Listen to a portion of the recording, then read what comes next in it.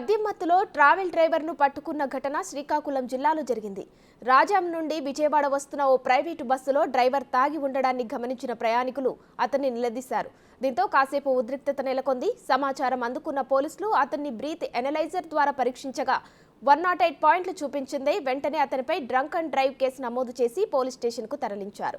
ప్రయాణికులకు ఇబ్బంది లేకుండా మరో డ్రైవర్ను ఏర్పాటు చేసి బస్సును పంపించారు. ట్రావెల్ నిర్వాహకుల తీరుపై ప్రయాణికులు మండిపడ్డారు. ప్రయాణికుల ప్రాణాలతో చెలగాటమాడుతారా అంటూ ప్రశ్నించారు.